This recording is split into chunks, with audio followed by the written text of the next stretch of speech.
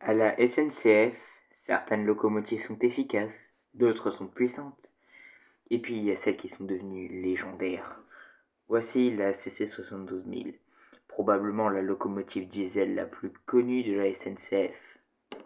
Mais d'abord, un peu de contexte sur leur fabrication.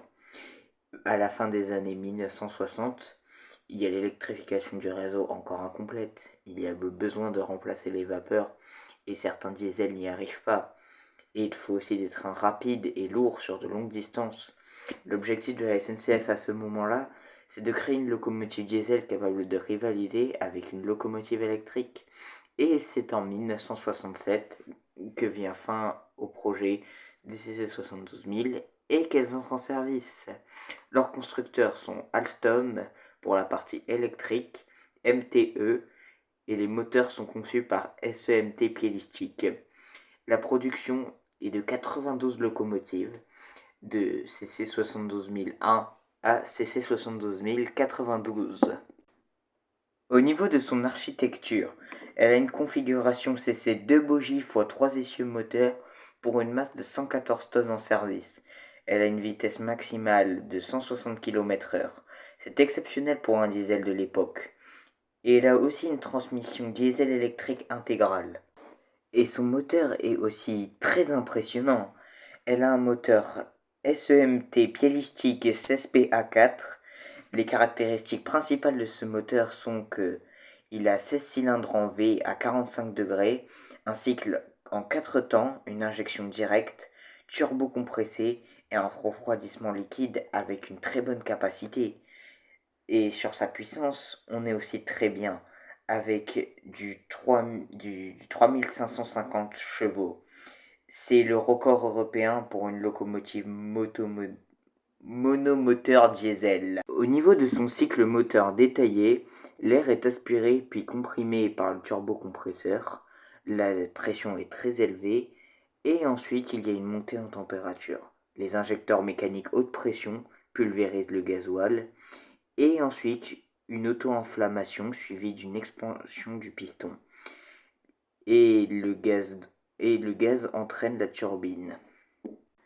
Et niveau du refroidissement de la CC 72 000, c'est un des plus complexes du parc diesel SNCF. Du coup, il y a un circuit d'eau moteur principal, un refroidissement air de suralimentation, un refroidissement de l'huile, un refroidissement alternateur, des radiateurs latéraux massifs avec ventilateur électrique multivitesse, une régulation thermostatique automatique.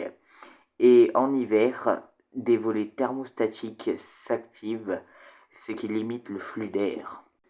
Et là maintenant, on va parler de la chaîne de traction.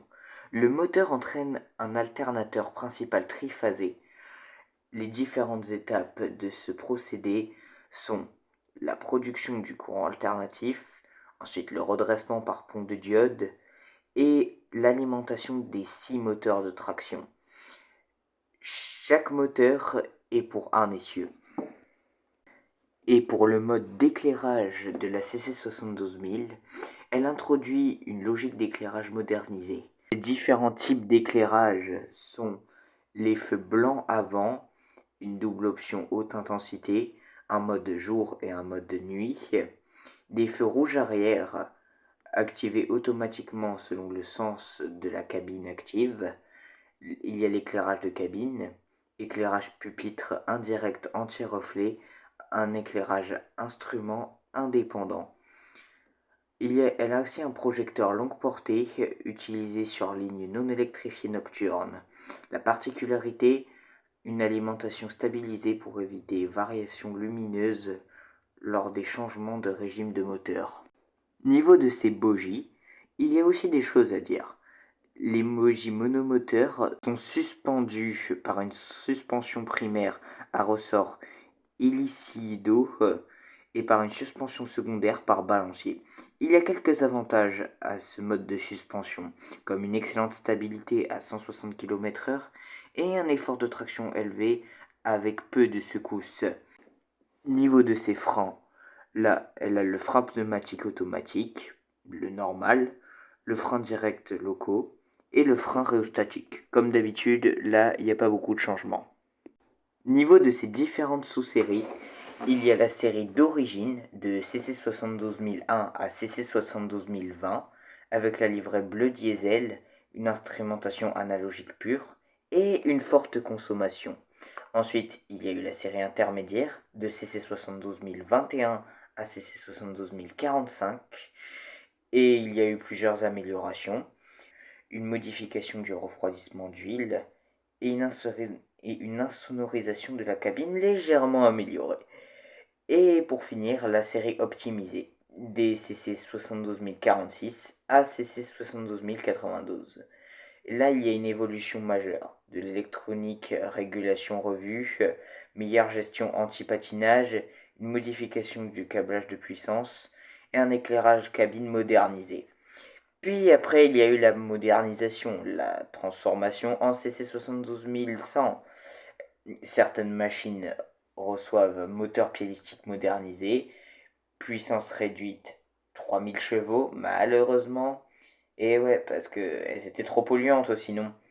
Et une consommation et bruit diminuée. Et maintenant, la question que tout le monde se pose, c'est pourquoi elles ont disparu? Car malgré leur qualité, elles avaient une consommation énorme, un entretien très coûteux, une norme de sonore moderne incompatible et une électrification massive. Du coup, ça a fait leur retrait progressif dans les années 2000. Et ouais, pourtant c'était des bonnes locomotives.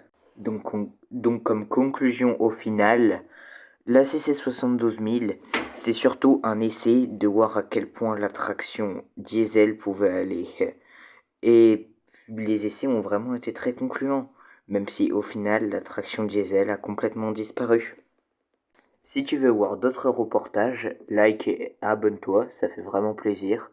Et si tu veux voir un épisode en particulier, mets un commentaire et celui qui sera le plus sélectionné ou le plus écrit gagnera pour le prochain épisode.